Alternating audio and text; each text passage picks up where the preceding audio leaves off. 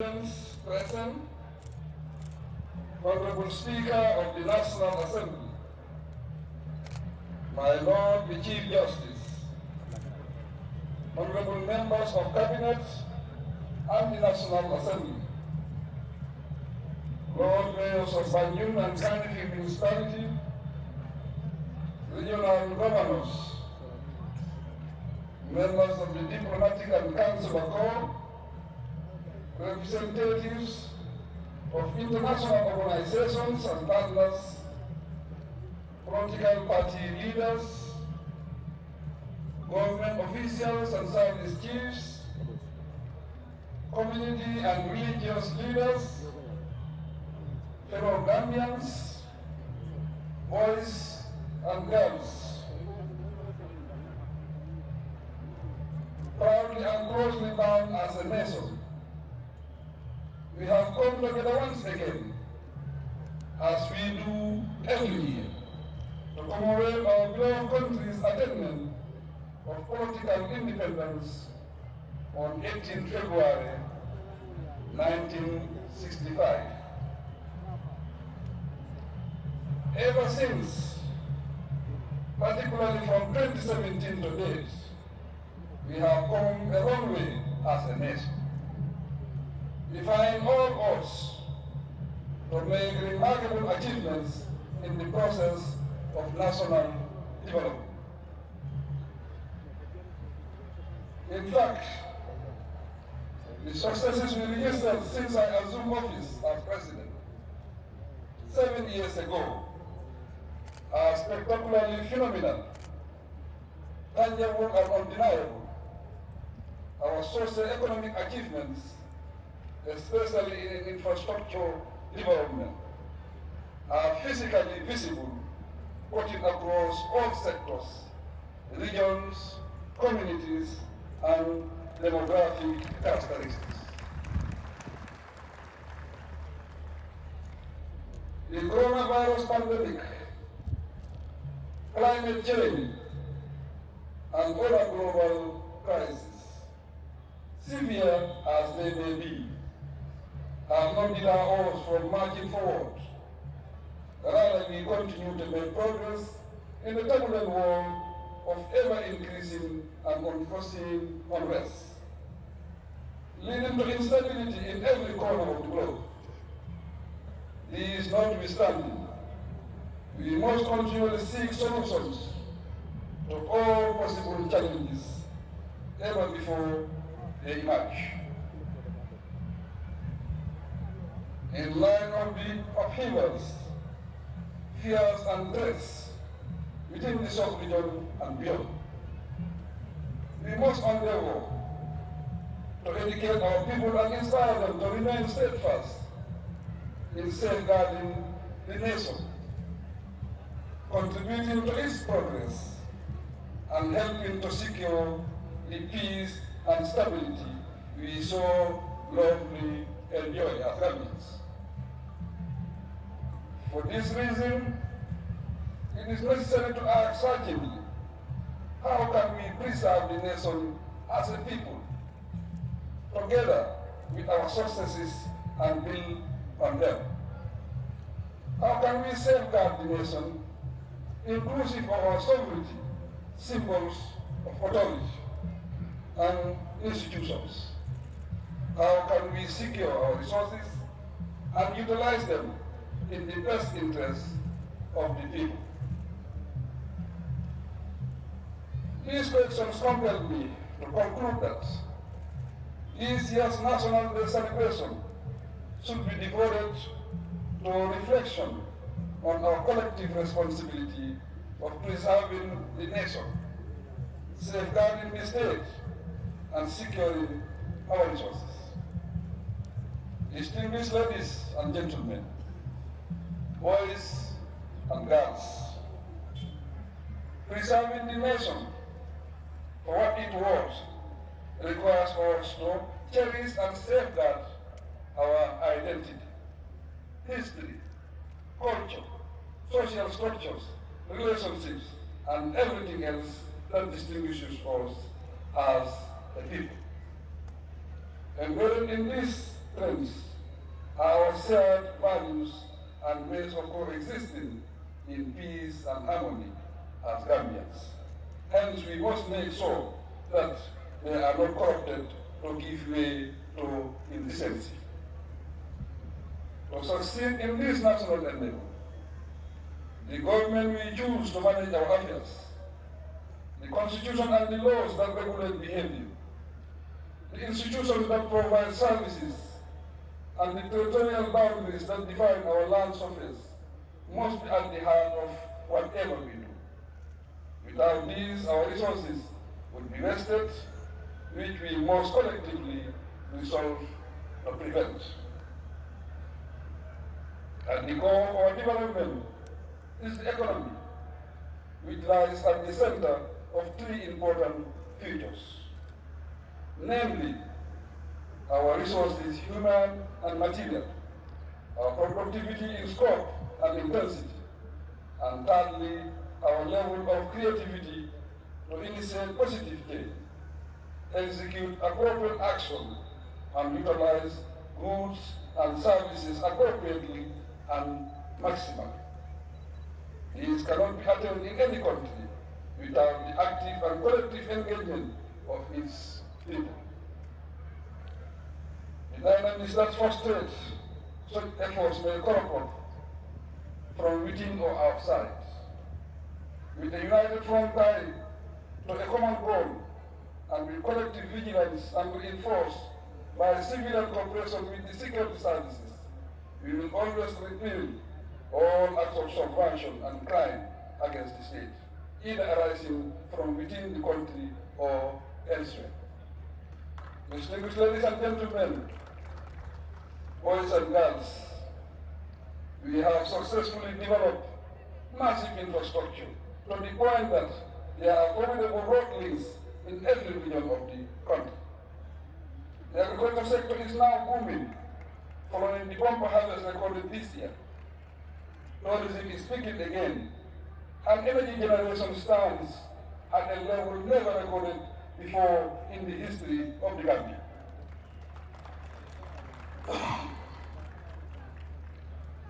The expansion in education and health services is prominent, and my government continues to receive positive feedback in all areas of development.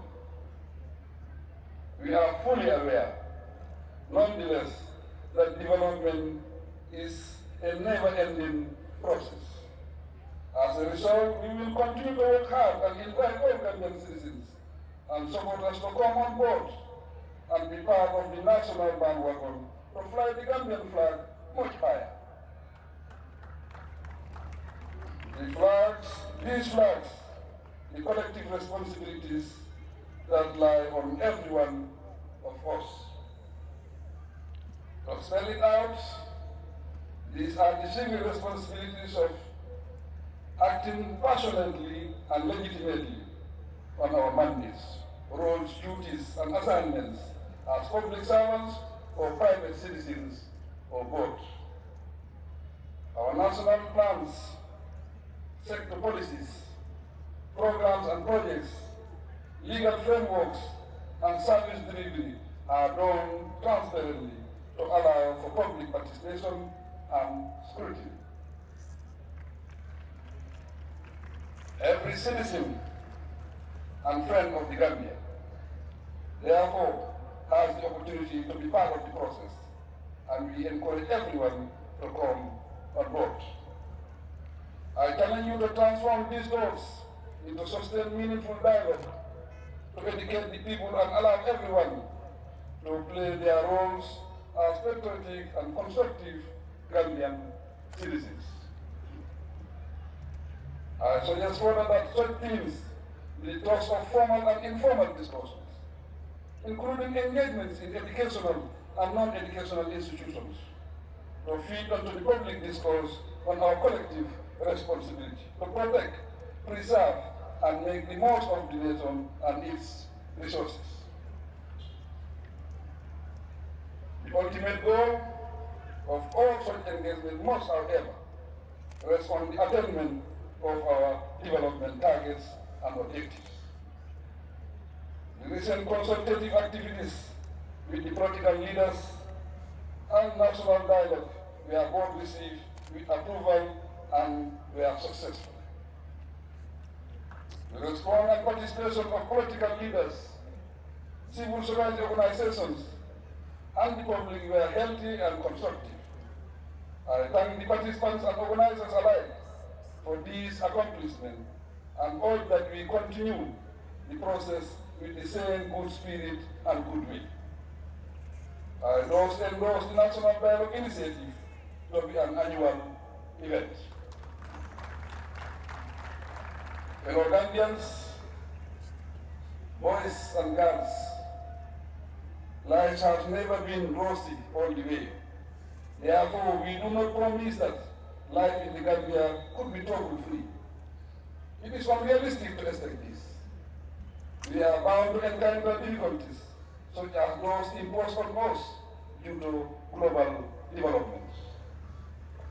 Prices, shortages of essential commodities, and budgetary constraints should be expected.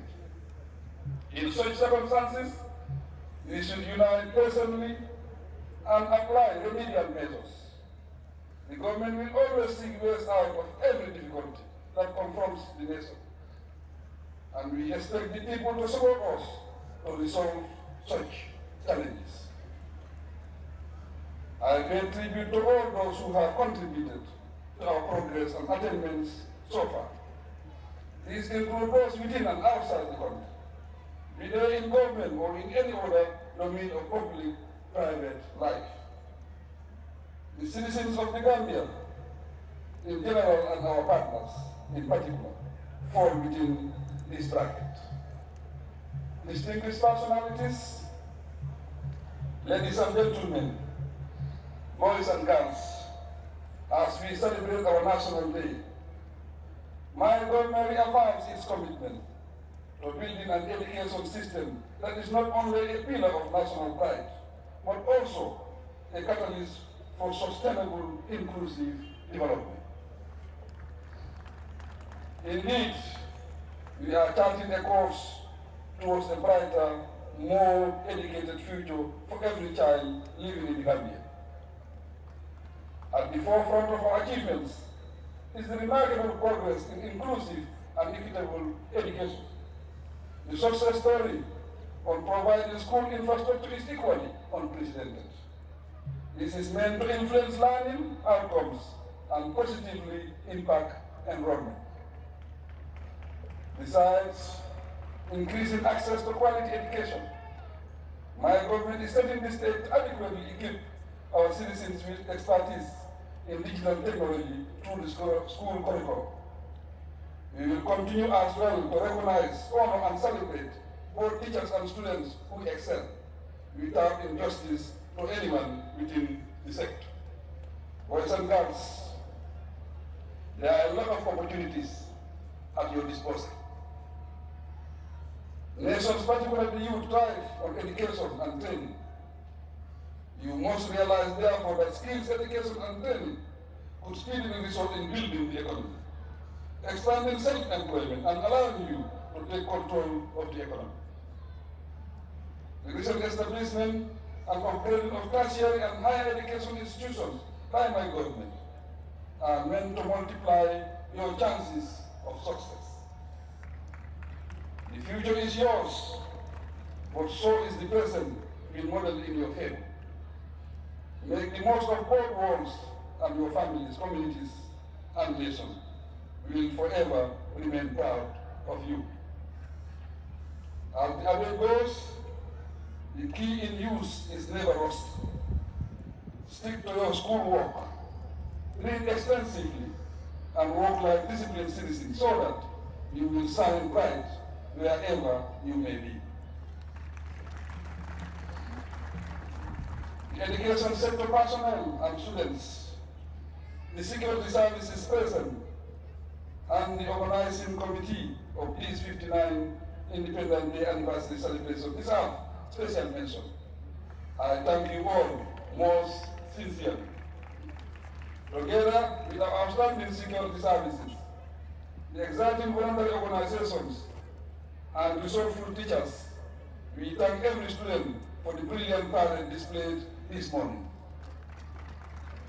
Distinguished ladies and gentlemen, boys and girls, we appreciate your attendance and congratulate everyone on this auspicious occasion.